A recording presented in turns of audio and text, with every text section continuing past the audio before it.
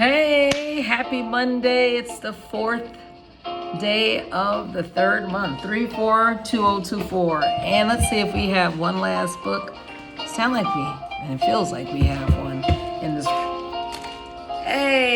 bag. William Steele and His Freedom Stories, the Father of the Underground Railroad by Don Tate. Sounds good. Oh, look at this. Listen, every day is still a day to commemorate and to celebrate courage and strength. The Father of the Underground Railroad, William Steele. Written and illustrated, like I said, by Don Tate. Oh, this is beautiful. The story begins at a time when the United States was split in two. In the North, black people were free. In the South, they were enslaved by whites. Slavery was a nightmare, backbreaking work under the scorching sun. Just like today, we were able to enjoy the sunshine and the warm weather. Well, for a lot of our family members, hundreds of years ago, that wasn't anything enjoyable. They were toiling from sun up to sundown, backbreaking, painful, stressful. It was somewhat of a nightmare. Threats of lashing or worse, no pay after all of that work. Sometime during the 1700s, Levin and Sidney Steele were held captive at a Maryland farm, forced to work. Their 4 children were too. The family yearned to be free. And I come from a family of 4 children. I can imagine being in that situation.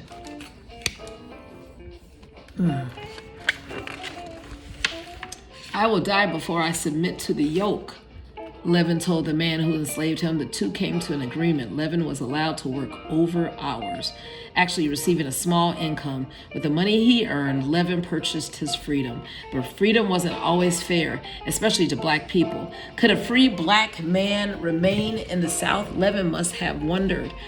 Might he be enslaved again? No change in that. Levin bid his family goodbye with a plan to return to rescue them later. In a blink, he bolted north. Sidney wasn't so fortunate. There was no opportunity for her or the children to purchase their freedom. They remained behind, still enslaved, a separation Sidney could not endure. Torn and tormented, she whispered a parting prayer for her 2 boys,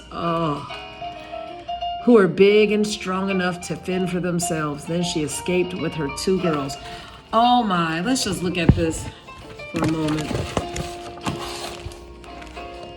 Can you imagine? Those boys look like they were like 12, 13. These are the tough decisions that our families had to grapple with.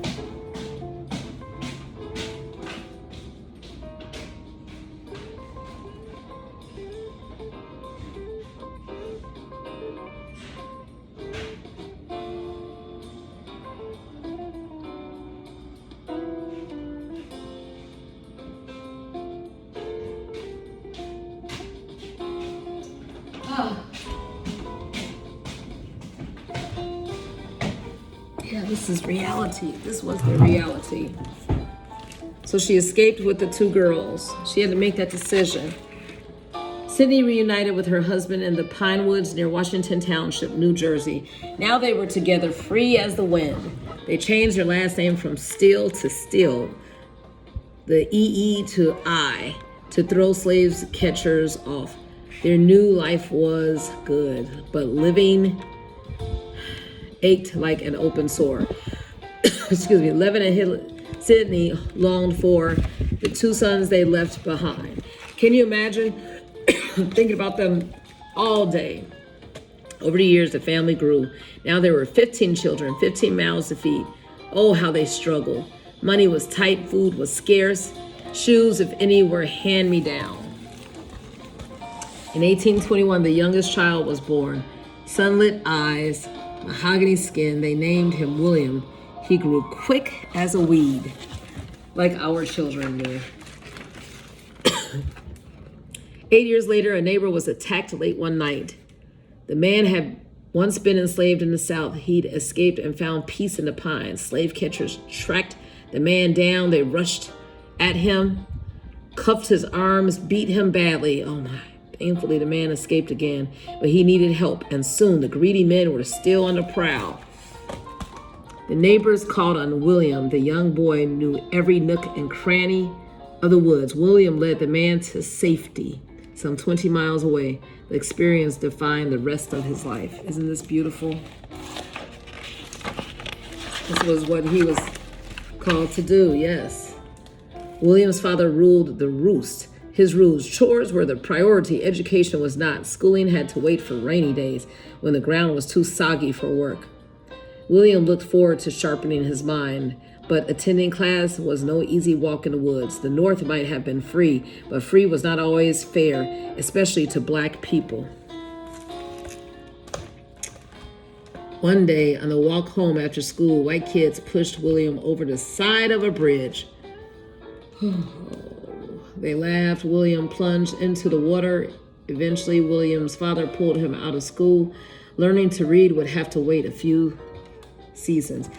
That's why it's so important for, our kids, especially of color, to read about what many went through. All he wanted to do was go to school on those rainy days. But they didn't want him to learn. Some didn't want him to learn. 3 winters later, conditions had improved. William returned to class when he was 17. He was there by sunrise, home after dusk. He studied spelling, defined words, practiced enunciation, learned math. Before long, he knew how to write too.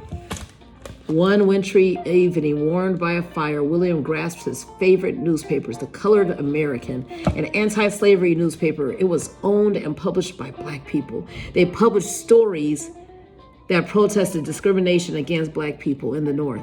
They printed stories that encouraged emancipation of slaves in the South. The newspaper made William recall his parents' stories. Stories about slavery, stories about escape, stories about his older brothers left behind to suffer in bondage. William shouldered those stories into the next chapter of his life.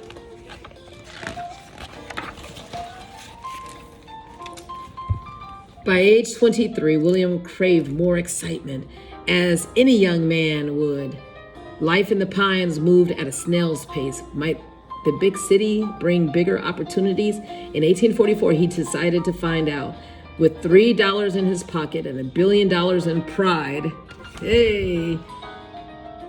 William planted himself north of the Delaware River in East Philadelphia. I have a son who is preparing. We're willing to see the age 23. It's exciting. They crave excitement as a young man. They want to see the world. Yeah, we want that for all of our young men and young women. First things first, he needed a job and a roof over his head. Neither came readily. For 3 long years, William bounced from low-paying job to low-paying job.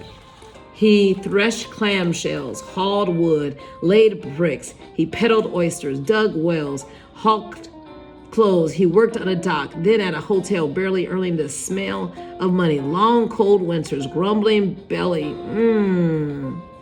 No decent place to lay his head. Not as glamorous as the life he had imagined. 23. Oh, my. Well, let's see. Is this going to be a part? Yeah, I think this is going to be a part 2. Well, we want the best for our young people, and that's why it's so important for them to apply themselves while they have an opportunity to learn, to take advantage of academics and knowledge and apply learning to their lives, because it can be very, very unnecessarily difficult out here if they're not prepared. So let's pass on that knowledge and that hunger and thirst. Try to create that for them, and let's model that so that they will see the need and want better for themselves. All right, have a great evening, and William Steele, you still inspire us.